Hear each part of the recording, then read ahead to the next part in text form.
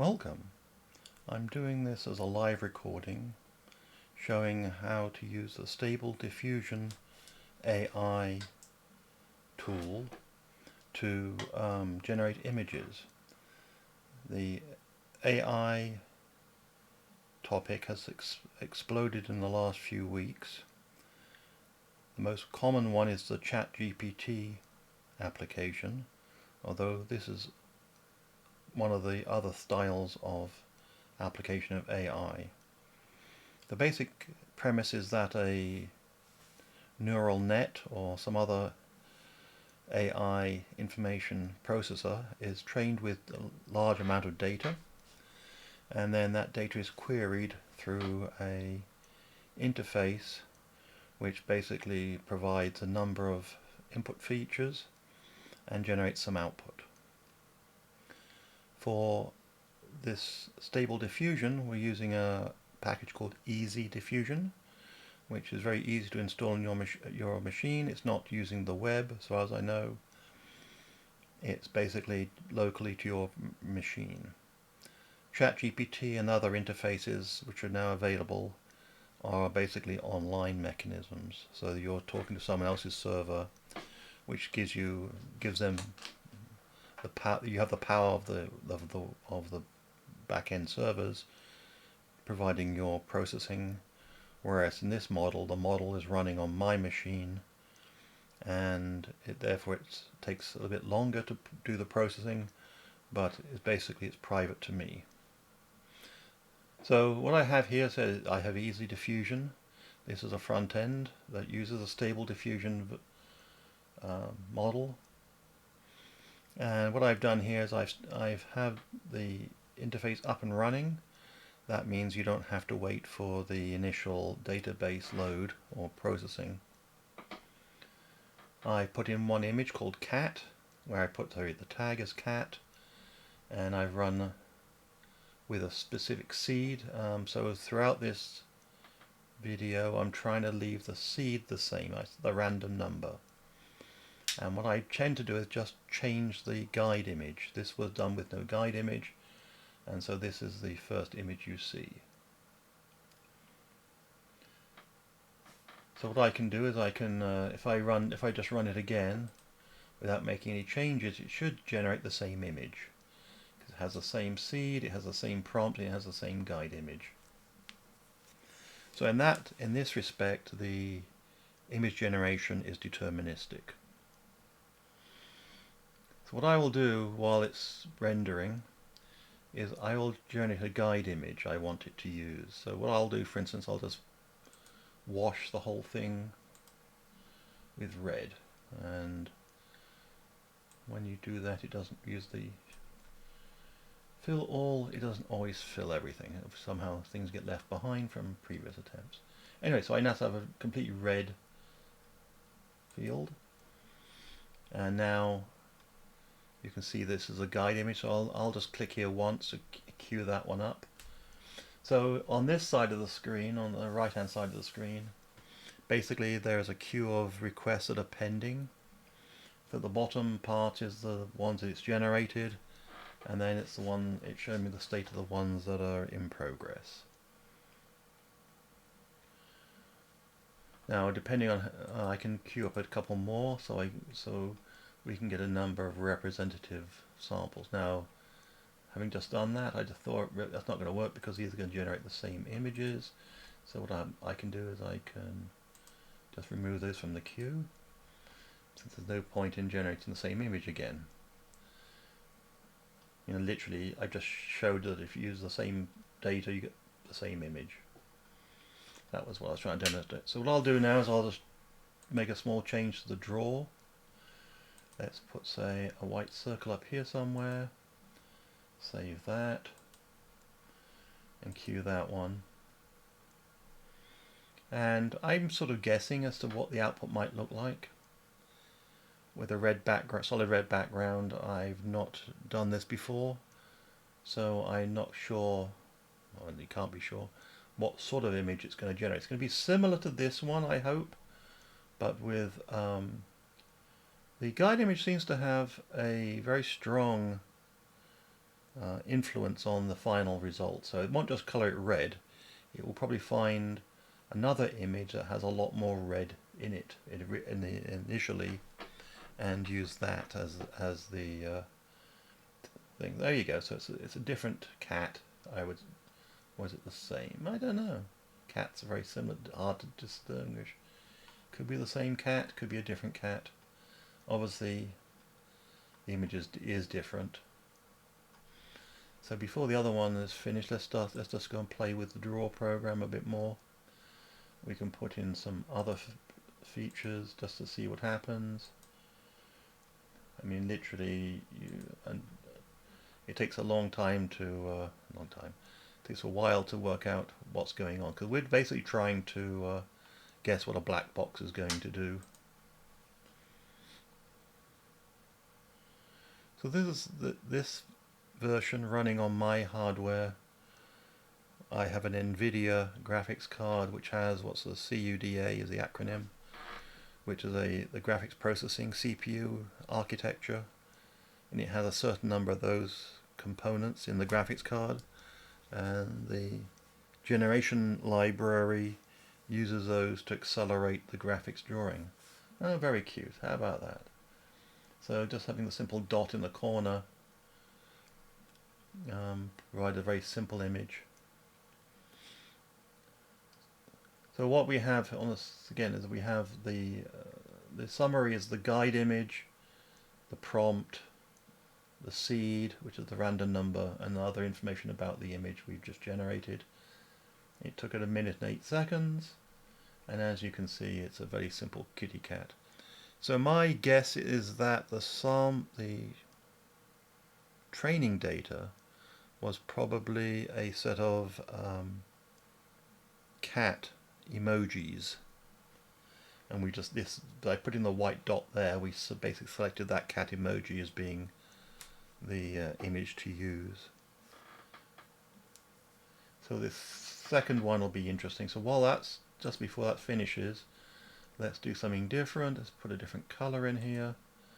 And we'll just do something random, just a simple random change. So interesting image. It's still obviously a cat.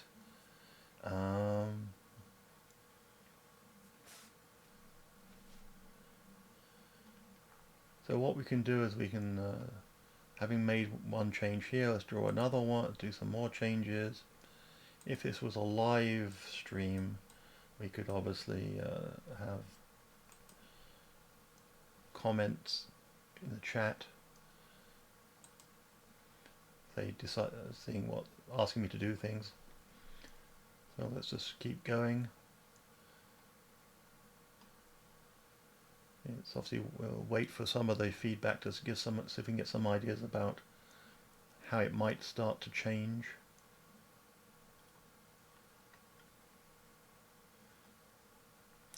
So whilst we're doing that, I can play with my other hobby, which is synthesizers. So I've got some simple analog synthesizer called Moog Workstat, being generated from another keyboard which has MIDI output. So I can generate some noise in the background. Oh, that's sort of interesting one. See how the green streak very much dominates, and the guide image in general dominates the output image.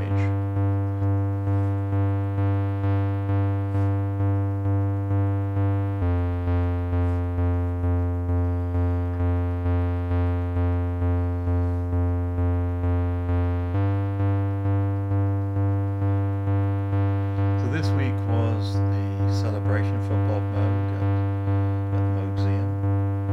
That's the t-shirt I'm wearing.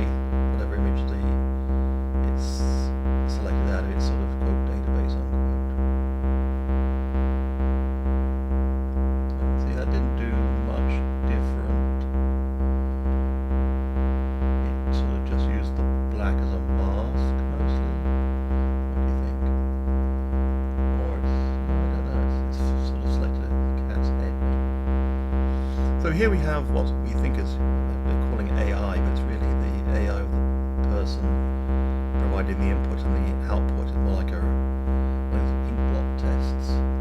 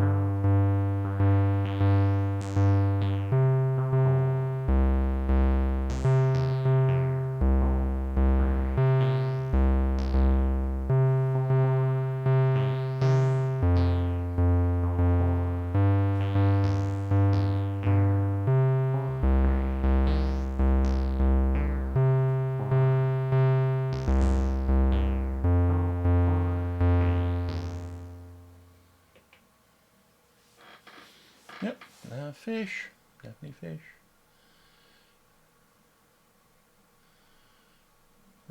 So we got another cat coming up. Okay, time to add more, change more. Let's put, get rid of some of this bottom here.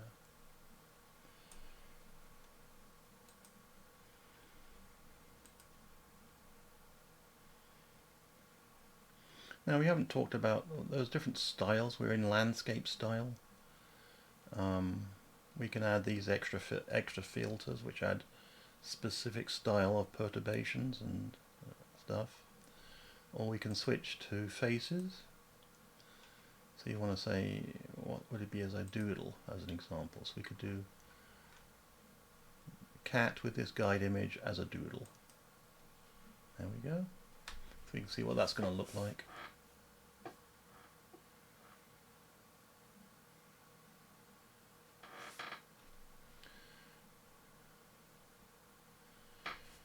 Looks like a sleeping cat, I would say. What do you think? Definitely sort of an ink blot test style. That green stripe is sort of definitely very dominant still. So let's move the green stripe and make it something else. Wrong red. I think it's that red I want.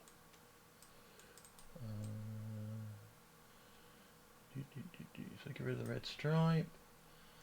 You can get rid of some of the black. How about that? What do you think? Oh, you can't tell me because it's going to be in the comments. Which I'll be in your past and you're in my future. So as we all experience this at different times, I call that eddies in the flow of time, and how we all understand that time flows, that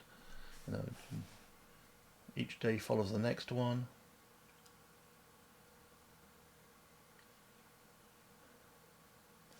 Yeah, that's interesting variation, I suppose, on that one.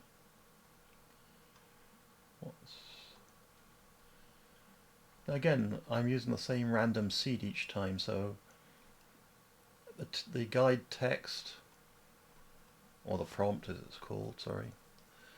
The prompt and the guide image are the ones that are providing the data. So one thing I know, one thing you can do, for instance, you just start making it stupidly weird.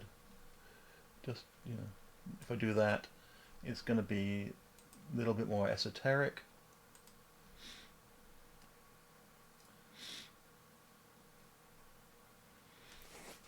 So we can see how these go, and then that'll probably be good enough for this video. Typically, I don't bother asking for subscriptions and things because I only have 240-ish. I need 1,000, and I don't have that many people viewing my videos, so it doesn't bother me. I'm never going to make any money out of YouTube as far as I can tell. So this is all for fun and for education purposes only. But again, this is easy diffusion. I'll try to remember to put a link in. There's links to the distribution I'm using in certainly my other videos as well, so feel free to look at those if this is sort of the interesting thing for you. It's entertaining. It's about the best I can say at the moment. Whilst that's processing, so you have a number of settings you can change. So where it saves images by default, they're all there. The block not safe for work is probably something you want to do if there's any chance that children might see images, because definitely there are porn pictures in the training data. Sound, that just means it goes bing if that's the last one in the queue. GPU memory utilization, I had to turn that down for because it was running out of memory with the graphics card I'm using. That's because it was a cheap graphics card. Just I didn't have an NVIDIA graphics card. I had a AMD one, And the CUDA core technology is only, at least currently, I think it's in the NVIDIA one, so I went and got the cheapest, pretty much cheapest NVIDIA card I could find that had those cores, but it didn't have enough GPU memory to process, so I had to switch to low memory. You can have it do CPU only, but it's about 10 times slower. So that's system settings. Apparently I'm using the SD-V1 Stable Diffusion V version 1-4 is the model it's using. So apparently you can merge in newer models to this one, I assume it means. These are obviously what's been changing. Things change rapidly. So the latest version is 24th of May, and today is the 28th. The last change was made 4 days ago. The way this system works, it seems to do updates as when you start the software, it goes and queries and pulls down the latest software. So it may mean that when you use the JSON to try to recreate an image, I assume it will always create the same one, and that hopefully these updates don't change that. Otherwise it sort of would be meaningless to save the JSON away if you can't recreate the image. I assume if you definitely did a model merge of some sort, that would change the image significantly. So let's go back and see what we did. So then we saw that one with the green stripe. Here I took the green stripe out. Yeah, sort of. Look at how the black and the white areas, white area, how all the colored areas basically map into the final image, with some hints of other stuff going on in the background. A bit more spaced out version of the cat. Let's see if we can come up with something slightly more interesting.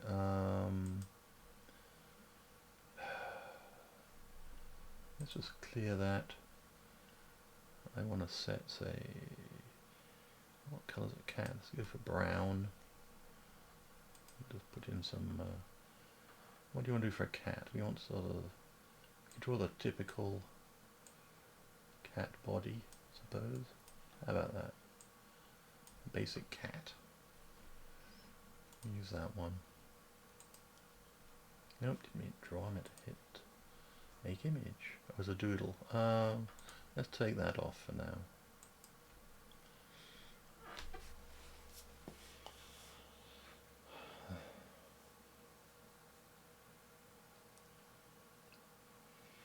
So we can wait for this one, and that'll probably be the end of the video. The downside is that, yes, it's entertaining, and you just want to keep going to see what it's going to do next. Sometimes you feel like you know what it's going to do, and you can sort of guide it. Other times it does completely weird things that you weren't expecting, and that's because it's threshold based. So the way these neural networks simulations work is that each node has like a threshold, and the training data basically adjusts thresholds in nodes. And so when your input makes it over its threshold, it behaves differently. So you can get radically different outputs from very small changes on the input data, and sometimes it's almost identical. There you go. How about that? That's pretty much a cat based on my drawing. So there we go. It's a lot of fun. You can probably, if you have a need for this type of program, or just play with it for entertainment purposes, I recommend it. It is a lot of fun. If you try and do anything serious with it and try and generate specific types of image, you're probably going to have a lot of harder time with it. As you can see, if you go back and look at my other videos, where I was initially thinking about using it to do some animation, and realized that there's just no way I could get it to generate consistently images of what I wanted it to look like. But on the other hand, it was very entertaining, so yeah, I enjoyed it a lot, so thanks for watching.